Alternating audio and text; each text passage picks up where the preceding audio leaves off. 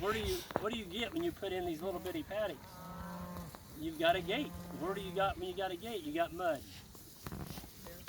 You got bare spots, and you need to move your animals fast in the spring. You got all these darn permanent paddocks. How you gonna do that? It's tough. So how soon did we see the improvement on the ground? We saw it the first year. So we got this farm. I knew I needed to let it rest, and so we were able to do that because we had other farms. So we let it grow back, and once we let it grow back, now we had a carbon source. You get a carbon source, now you got something to work with. You let the animals trample that stuff on the ground. And once we started trampling and getting the soil carbon down on the ground, the litter, that's when we started seeing all these other grasses and this kind of grass. Folks, we've never sowed clover on this farm ever. We got clover everywhere, so it's in the seed bank. So, yeah, and the late rotation in the fall, or the slow rotation in the fall, that clover just. That's the big one. Yeah. I learned that the first year, just slowing down, and boy, that second year. Give it a dark seed head. Yep. So, Greg, he asked how long it took to get grass like this. And when did you say you acquired this? 2001. 2001, so about 20 years ago. Yep. It seemed like it might have been 5 to 8 years ago that I was on this farm with you. Yep. And this is way different forage. I can see a huge improvement just since then. Yeah. I even saw broom set some places. Oh yeah. Yep. Did you used to water out the ditch down here? Yep. I'd be watering on it right now if there's water in it, but we do have a tank up here. There's a pond, and we've got a inch and a half valve going to 400 gallon tank. Once you have a pretty good sized one here, and you got gravity full water, you cannot use a tank.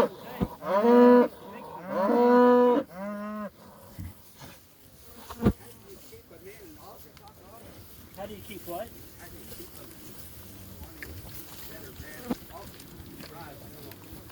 Yeah, you keep moving them. Yeah, you tie them up. So the question is, how do you keep them moving in August when the grass is dry? We have, like Doug Peters was talking about, we're starting to see a lot of one season. We have big blue stem, we have eastern gamma grass, we've got some Indian grass, but here's a savior. We got Korean Lespedeza. Yeah. And Korean Lespedeza is the only one season legume we have in the state of Missouri. That thing kicks. And it starts kicking in July, August, September. At the end of September, I wouldn't give you a penny for Korean because it just dies and goes away. But it's an annual. It's like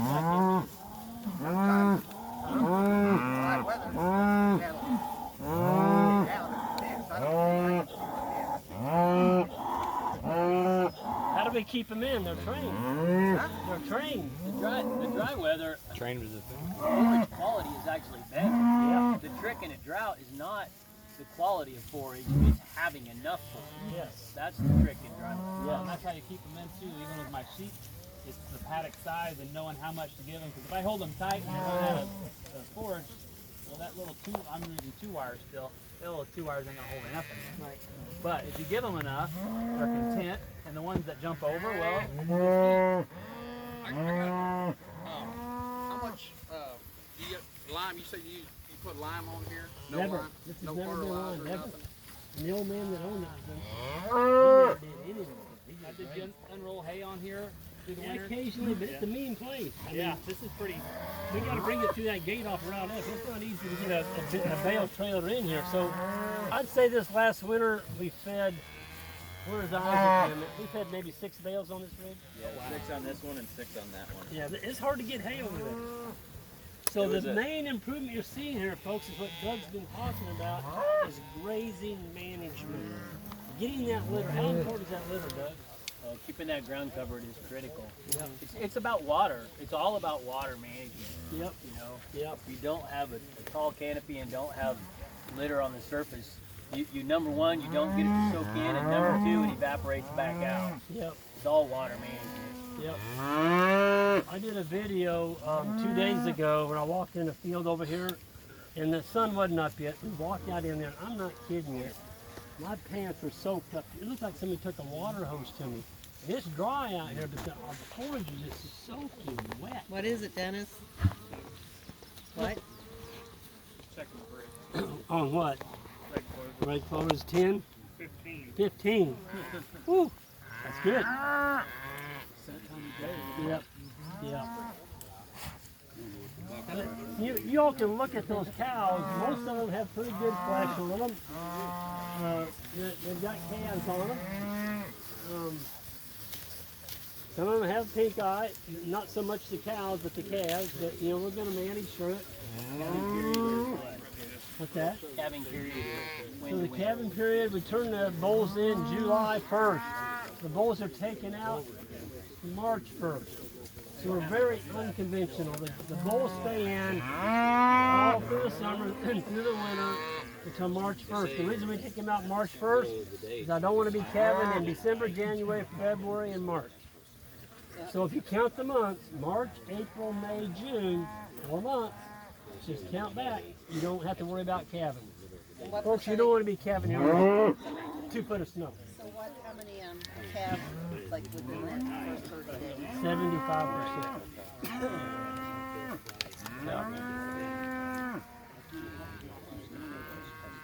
What we're finding though, folks, is each generation, we're going to be turning in about 60 bulls into this cow herd July 1st.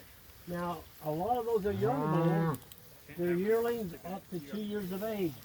We sell a lot of bulls now. I mean, I'm having trouble raising enough quality bulls to meet the demand. But people say, well, why are you turning so many?